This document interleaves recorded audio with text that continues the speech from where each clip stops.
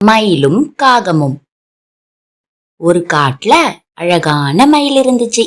அதோடைய பச்சை நீல நிற தோகைகள் எல்லாரையுமே கவர்ந்துச்சு. ஆனா அந்த மயில் கொஞ்சம் கர்வமா இருந்துச்சு. நம்மளை விட வேற யாரும் அழகில்லன்னு நினைச்சிட்டு இருந்துச்சு. ஒரு நாள் மயில் மரத்தடியில நடந்துட்டு இருக்கும்போது ஒரு காக்காவை பார்த்துச்சு.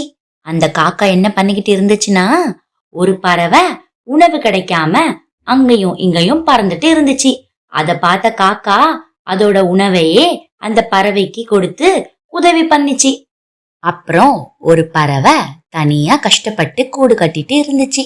உடனே காக்கா பறந்து பறந்து போய் குச்சிகளை கொண்டு வந்து அந்த பறவைக்கு கூடு கட்ட உதவி பண்ணிச்சு. காக்கா செஞ்சதெல்லாம் பார்த்த மயில் காக்கா கிட்ட போய், நீ என்ன இவ்ளோ வேலை செஞ்சிட்டு இருக்க? ஆனா என்ன பயன்? நீ என்ன மாதிரி அழகா இல்லையே. என்னோட தோகைகள்ல இருக்கிற நிறங்களை பாரு, அப்படியே எல்லார் கண்ணையும் கவரும். ஆனா உன்னோட நிறத்தை பாரு, எல்லாம் ஒரே மாதிரி இருக்கு. நான் சும்மா நடந்தாலே எல்லாரும் என்ன பாப்பாங்க.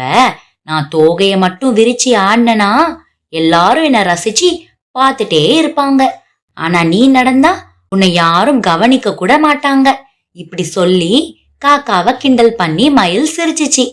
காக்கா மயில் கிட்ட மெதுவா சிரிச்சிட்டே சொல்லுச்சு, நான் அழகா இல்லைனாலும் பரவாயில்ல, அத நினைச்சு எனக்கு எந்த கவலையும் இல்ல. நான் எல்லாருக்கும் உதவி செஞ்சிட்டு இருக்கிறதே எனக்கு பெரிய சந்தோஷத்தை கொடுக்குது. மயில் அதை கேட்டு, இதெல்லாம் என்ன பெரிய விஷயமான்னு சொல்லி இன்னும் கிண்டல் பண்ணி சிரிச்சிச்சு. காக்கா எதுவும் சொல்லாம அமைதியா பறந்து போயிடுச்சு. ஒரு நாள் அந்த காட்டுல ஒரு பெரிய போட்டி நடந்துச்சு. அந்த காட்டுலயே யாரு ரொம்ப அழகான பறவைன்னு தேர்ந்தெடுக்க பெரிய பறவைகள் எல்லாம் சேர்ந்து போட்டி நடத்தினாங்க. மயில் ரொம்ப சந்தோஷமா இருந்துச்சு. இந்த போட்டியில நான் தான் ஜெயிக்க போறேன். என்னை விட அழகான பறவை இந்த காட்டுல யார் இருக்கான்னு நினைச்சது. எல்லா பறவைகளும் போட்டிக்கு தயாரானாங்க. போட்டி ஆரம்பமாச்சு. ஒவ்வொரு பறவையும் அதோடைய திறமையையும் அழகையும் காட்ட ஆரம்பிச்சாங்க. கிளி இனிமையா பேசி காட்டுச்சு. அன்னம் மெதுவா நடந்து காட்டுச்சு. காக்கா காக்கான்னு கத்தி காட்டுச்சு. காக்காவை பார்த்து எல்லா பறவைகளும் சிரிச்சாங்க. ஆனா அதையெல்லாம் காக்கா பொருட்படுத்தவே இல்லை. அப்புறம் ஒவ்வொரு பறவையா வந்து அவங்களுடைய திறமையையும் அழகையும் காட்டினாங்க.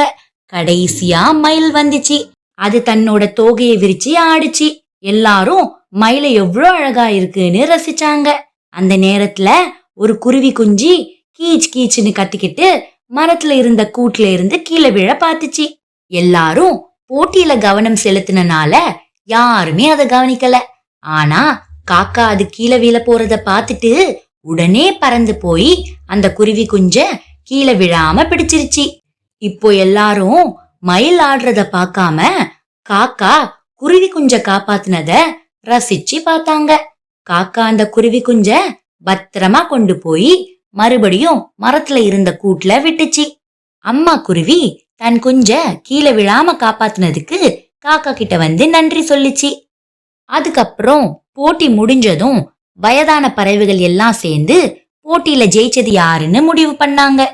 ஒரு வயதான கழுகு வந்து சொல்லிச்சு, உண்மையான அழகு வெளி தோற்றத்துல இல்ல, நல்ல மனசுலதான் இருக்கு. அதனால காக்கா தான் இந்த போட்டியில ஜெயிச்சுது.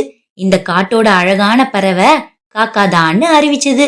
எல்லா பறவைகளும் சரியான முடிவுன்னு சந்தோஷப்பட்டாங்க. ஆனா ஒரே ஒரு பறவைக்கு மட்டும் இந்த முடிவு பிடிக்கல. வேற யாரு? மயிலுக்கு தான். நான் தான் அழகா இருக்கேன், காக்கா எப்படி இந்த போட்டியில ஜெயிக்கலாம்னு மயில் கோவமா இருந்துச்சு. கோவத்துல அங்க நிக்காம உடனே அந்த இடத்தை விட்டு போயிடுச்சு. அந்த இடத்தை விட்டு கிளம்பி மயில் மட்டும் தனியா காட்டு ஓரமா போயிட்டு இருந்துச்சு. ஒரு வேடன் அங்க வந்திருந்தான். அவன் மயில பார்த்துட்டு மெதுவா அதுக்கு தெரியாம அது பின்னாடியே வந்து மயில வலை வீசி பிடிச்சிட்டான். மயில் பயந்து கத்த ஆரம்பிச்சிருச்சு. மயில் சத்தத்தை கேட்டு போட்டி இடத்துல இருந்த காக்காக்கு ஏதோ சரியில்லாத மாதிரி தோணுச்சு. உடனே மயில தேடி காக்கா பறந்து வந்துச்சு. மயில ஒரு வேடன் பிடிச்சிருந்தத பாத்துச்சு. அது உடனே வேகமா பறந்து வேடன் கிட்ட போய் காக்கான்னு சத்தமா கத்தி அவன் கவனத்தை திருப்புச்சு. அவன் தலைக்கு மேல சுத்தி சுத்தி பறந்து அவனை குழப்புச்சு. வேடன் கோவமா, ஏ காக்காவே அங்க போ போன்னு துரத்தி விட்டான். ஆனா காக்கா விடாம முயற்சி பண்ணுச்சு. அவன் கைய தட்டி விட்டு மயில பிடிச்சிருந்த பிடிய விட வைக்க முயற்சி பண்ணுச்சு.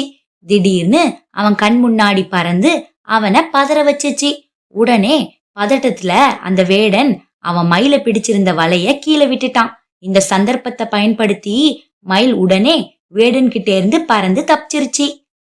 வேற ஒரு இடத்துல காக்காவும் மயிலும் சந்திச்சுக்கிட்டாங்க. காக்கா மயில் மேல இருந்த வலைய எடுக்க உதவி பண்ணிச்சு. மயில் கிட்ட உனக்கு ஒன்னும் அடிபடலையேன்னு காக்கா கேட்டுச்சு. மயில் காக்காவ ஆச்சரியமா பார்த்துச்சு. நான் உன்னை கிண்டல் பண்ணேன். உன்னை நான் ரொம்ப இழிவா பார்த்தேன். ஆனா நீ எனக்கு உதவி பண்ணிருக்க, என்ன மன்னிச்சிருன்னு சொல்லுச்சு. உடனே காக்கா நல்ல மனசோட இருக்கிறது தான் உண்மையான அழகுன்னு சொல்லுச்சு. மயில் அதோட தவற முழுசா புரிஞ்சுக்கிச்சு. அந்த நாள்ல இருந்து காக்கா கூட சேர்ந்து மயிலும் எல்லா பறவைகளுக்கும் உதவி பண்ண ஆரம்பிச்சிச்சு. எந்த கர்வமும் இல்லாம நல்ல மனசோட வாழ்ந்துச்சு. இந்த கதையிலிருந்து நம்ம கத்துக்க வேண்டியது என்னன்னா, உண்மையான அழகு வெளி தோற்றத்துல இல்ல, நல்ல மனசுல தான் இருக்கு.